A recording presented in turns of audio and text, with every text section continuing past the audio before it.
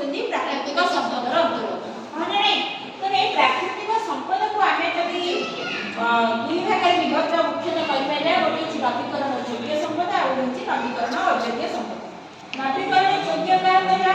नवीकरण माने ताकू इंग्लिश रे रिन्यूएबल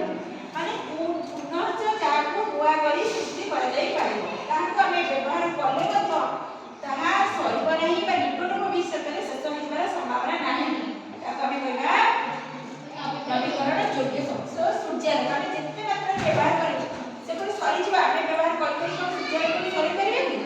तार ताको आमे कहबा नवीकरण योग्य संपद बुझला नै सेमि वायु को मध्य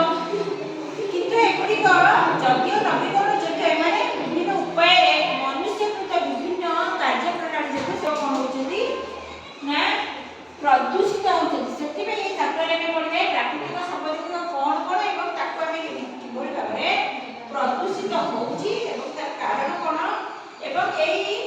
प्राकृतिक प्रदूषण रो आमे केमि हम परिवेश को मुक्त करि पाबे बा सुस्थ रखिबे जो सुस्थ वातावरण रे आपण बंची रहबा एवं समस्त उद्भिद प्राणी माने तांकर सुस्थ जीवन यापन करि पाबे फଳରେ ଆମେ ପ୍ରାକୃତିକ ସମ୍ପଦକୁ ନଷ୍ଟ ହେବାକୁ ଦେବାନି ଏଇ ଚैप्टर ପଢିବାର ତାତ୍ପର୍ଯ୍ୟ ହେଉଛି ଏହା ଗୋଟେ ବର୍ନିଂ ଟପିକ୍ ପାଇଁ କହିବ ମାନେ ଡେ ଟୁ ଡେ ଲାଇଫ ରେ ଆଜି ଆମେ କାଲି ଦେଖୁଛେ ଆଜିକାଲି ଆମେ ଯୋଉ ଆଧୁନିକ ଜୀବନ ଶୈଳୀ ବଞ୍ଚିବା ଫଳରେ କ'ଣ ହେଉଛି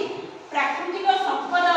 ଗୁଡ଼ିକ କ'ଣ ହେବାରେ ଲାଗିଛି ନଷ୍ଟ ହେବାରେ ଲାଗିଛି କାହିଁକି ନା ଆମେ ସମସ୍ତେ କ୍ଲାସ୍ ବା ଅଧିକ କମ୍ଫର୍ଟ ବା ପାଇବା ପାଇଁ ଆମେ ଯେଉଁଭଳି ଜୀବନ ଲାଇଫ ଷ୍ଟାଇଲ ବଞ୍ଚୁଛେ ତୁମେ ବି ପଢ଼ିଥିଲ ଅନେକ ଜୀବଜନ୍ତୁ ମାନେ ଲୋପ ପାଇବାକୁ ବସିଲେଣି